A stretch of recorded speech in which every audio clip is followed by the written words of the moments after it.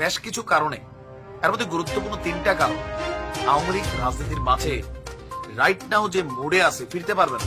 তো পদত্যাগ করি নাই, সেই আর্টিকেল 57 অনুযায়ী যেভাবে পদত্যাগ করতে হয় আমার কিন্তু সেভাবে পদত্যাগ করা হয়নি। আসসালামু আলাইকুম ভিউয়ার্স, দেশ ও দেশের বাহির থেকে যারা আমার ভিডিওটি প্লে করেছেন জানাচ্ছি আন্তরিক শুভেচ্ছা ও অভিনন্দন। আশা করি সবাই ভালো আছেন, সুস্থ আছেন, আলহামদুলিল্লাহ। তো ভিউয়ার্স, গত 5ই আগস্ট বাংলাদেশ থেকে পালিয়ে ভারতে অবস্থান করেন স্বৈরশাসক শেখ হাসিনা। সেখান থেকে বিভিন্ন দেশে উড়াল দিতে চাইলেও কোনো দেশ তাকে অ্যালাউড করে নাই।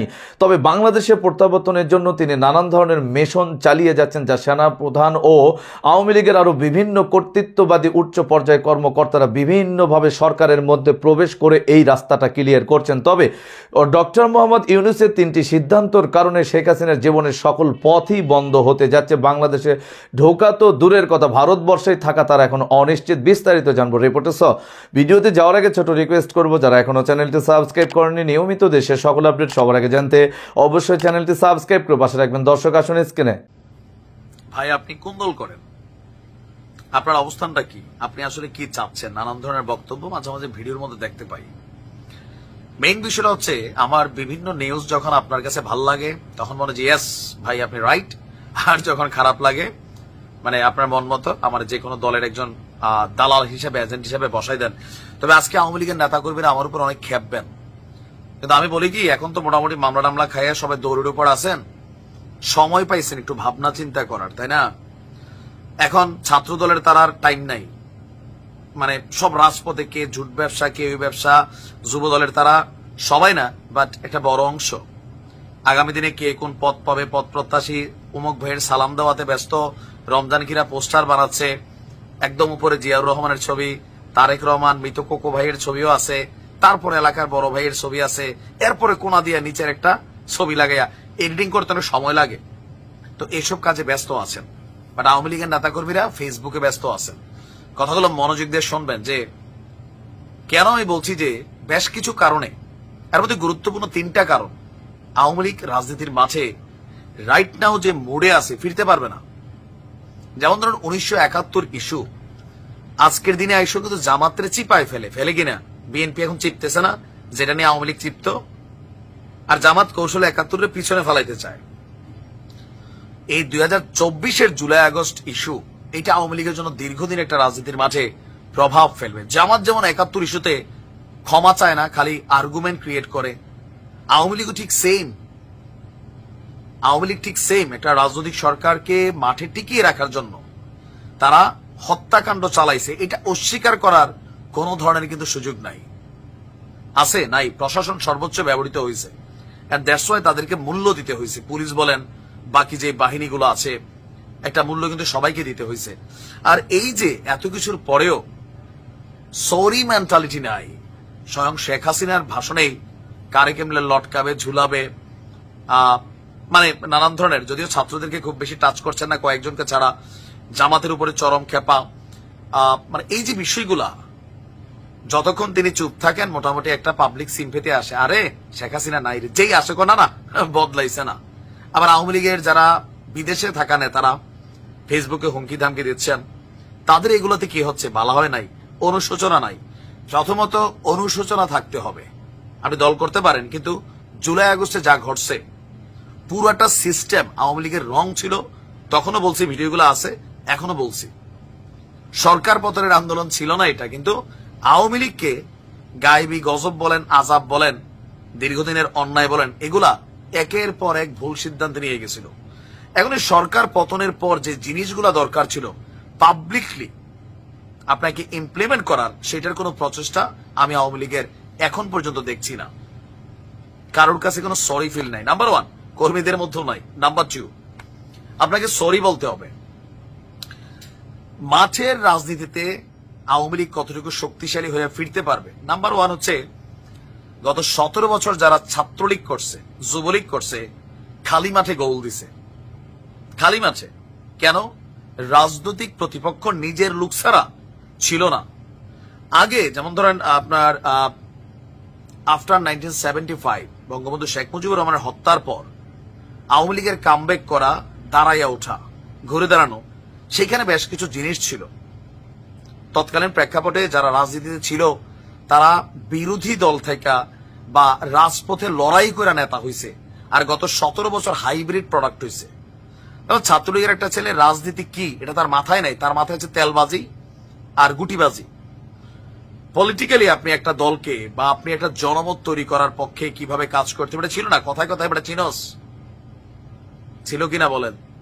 প্রকৃত রাজপথের যারা সৈনিক, ভাই রাজনীতি তো একটা শিক্ষার বিষয়, তাই না? এটা আপনি চাইলেন অমুকরে না বসাই দিলেন, তমুকরে ধরাই দিলেন, ফেইলিউর হবেন। আপনাকে বুঝতে হবে, মেধা ঘাটাইতে হবে, মানুষের কাছে গ্রহণযোগ্যতা থাকতে হবে। তো গ্রহণযোগ্যতা ছিল।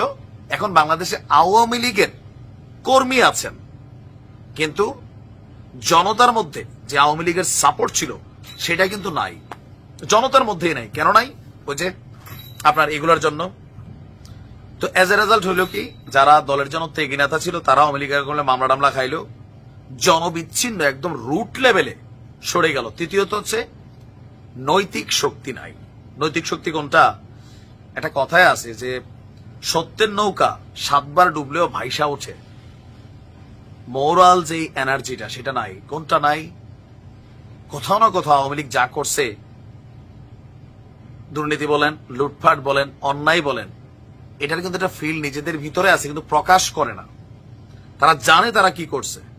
এই যে মোরাল এনার্জিটা হারাই গেছে। আবার ধরেন নেতা দলের জন্য ডেডিকেটেড না, যেই পরিমাণ চুরি করছে বিভিন্ন সেক্টরে, সবাই করে, আওয়ামী লীগও করছে। এখন হয়েছে কি, ধরেন যারা একটু বড় মাপের নেতারা ছিলেন, হিউজ পরিমাণ টাকা পয়সা কামাইয়া বিদেশে গেছে গা, পোলাপাইন বিদেশে আগে সেট আপ করছে, বিদেশি নাগরিকত্ব আছে, এরা বৈশা আছে। আবার কখনো আমজনতা XYZ, আমি আপনি, আমাদের সন্তানেরা, ভাইরা রাজপথে মরে টইরা আওয়ামী লীগের ক্ষমতা আনবো, তারা সবাই বিদেশ থেকে অতিথি পাখির মতন উড়ে উড়ে আসবে। বিএনপির আসতেছে না? আচ্ছা, বিএনপির কি যারা রাজপথের লড়াকু সৈনিক তারা দেশে ছিল না? ছিল। এখন দেখেন কেউ 10 বছর পরে আসতেছে, কেউ 12 বছর পরে আসতেছে, ফুলের মালা 8টার জায়গায় 16টা দিচ্ছে। এসে কি করবে তারা? আগামী দিনে কমিটি হবে, এমপি হবে, কাঁচা টাকা উড়াবে, নাচ আমার ময়না জনতা নাচা শুরু করবে।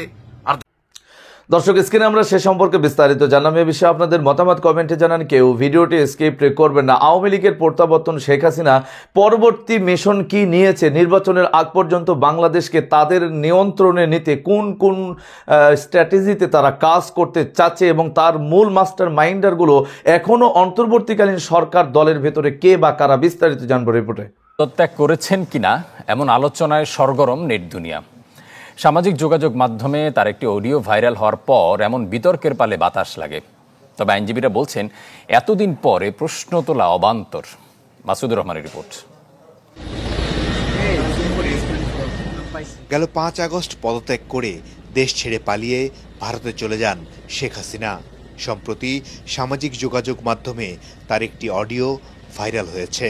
আমি তো পদত্যাগ করি নাই। সেই আর্টিকেল 57 অনুযায়ী যেভাবে পদত্যাগ করতে হয়, আমার কিন্তু সেভাবে পদত্যাগ করা হয়নি। লাস্ট ফেলে আমি ক্ষমতা থাকতে চাই না, কিন্তু যখন আমার একটা সিচুয়েশন হয়ে গেল যে আমার সিকিউরিটি যাওয়া এগুলো বাধ্য হয়ে তখন আমাকে সরে যেতে হলো গণভবন থেকে। কাজে আমার কিন্তু পদত্যাগ। এখানে তাকে বলতে শোনা যায়, দেশ ছাড়লেও পদত্যাগ করেননি তিনি। বিষয়টি অনেকের মাঝেই কৌতূহলের সৃষ্টি করেছে। প্রধানমন্ত্রী শেখ হাসিনা আজ রাষ্ট্রপতির কাছে পদত্যাগপত্র জমা দিয়েছেন। আইনজীবীরা বলছেন, পদত্যাগ না করলে জাতির উদ্দেশ্যে ভাষণে রাষ্ট্রপতি কেন বলেছিলেন শেখ হাসিনা পদত্যাগ করেছেন? কেনই বা শেখ হাসিনার পদত্যাগের পর যে সাংবিধানিক শূন্যতা তৈরি হয় তা নিয়ে আপিল বিভাগ রুলিং দিয়েছিলেন যে মহামান্য রাষ্ট্রপতি জাতির উদ্দেশ্যে ভাষণে তার পিছনে দাঁড়ানো সেনাপ্রধান, নৌপ্রধান এবং বিমানবাহিনী প্রধানের সামনে স্পষ্টত বলেছেন যে প্রধানমন্ত্রী শেখ হাসিনা রাষ্ট্রপতির কাছে পদত্যাগপত্র জমা দিয়েছেন, আমি সেটি গ্রহণ করেছি। রাষ্ট্রপতি যদি বলে থাকেন যে পদত্যাগপত্র তিনি পেয়েছেন এবং তার পরিপ্রেক্ষিতে পার্লামেন্ট ডিসলভ হয়ে গেছে, তো সেই ক্ষেত্রে তো এই বিতর্কের অবসান হয়ে গেছে। আর ইটস নট নেসেসারি যে প্রধানমন্ত্রী হাতে হাতে রাষ্ট্রপতিকে পদত্যাগপত্র দিতে হবে, ইট ইস নট নেসেসারি। প্রবীণ আইনজীবী জেডাই খান পান্নার মতে, পদত্যাগ করুন আর নাই করুন, দেশ ছেড়ে পালিয়ে নিজের রাজনৈতিক জীবনে সবচেয়ে বড় ভুল করেছেন শেখ হাসিনা। তার জন্য সম্মানের ছিল দেশে থেকে গ্রেপ্তার হওয়াটা। ওনার এই যাওয়া দেশত্যাগটাকে আমি বুদ্ধিমানের কাজ বলে বা রাজনৈতিক বলে আমি বিশ্বাস করি না। ওনার যাওয়াটা এটা উচিত হয় না, বরঞ্চ কারাগারে যাওয়া উচিত ছিল এবং আওয়ামী লীগকে বাঁচিয়ে রাখতে হলে পরে তার দেশে এসে সারেন্ডার করা উচিত। দেশে কোনো রাষ্ট্র বা সরকার প্রধানের পদত্যাগপত্র কখনোই সামনে আসেনি। তাই রাষ্ট্রের এই গুরুত্বপূর্ণ নথি নিয়ে এবার কেন সামাজিক যোগাযোগ মাধ্যমে এত আলোচনা, এমন প্রশ্ন রেখেছেন সিনিয়র আইনজীবীরা। আন্তর্জাতিকভাবে স্বীকৃত ভুল, দেশীয়ভাবেও স্বীকৃত ভুল, সেটা তো প্রমাণিত। মাসুদুর রহমান, চ্যানেল 24, ঢাকা। দর্শক, স্ক্রিনে আমরা সে সম্পর্কে বিস্তারিত জানলাম। সো ভিডিও এই পর্যন্ত। ভালো লাগলে লাইক এন্ড কমেন্ট করবেন এবং দেশের সকল আপডেট সবার আগে জানতে অবশ্যই চ্যানেলটি সাবস্ক্রাইব করে পাশে রাখবেন। দেখা হবে পরবর্তী ভিডিওতে ইনশাআল্লাহ। আসসালামু আলাইকুম ওয়া রাহমাতুল্লাহ।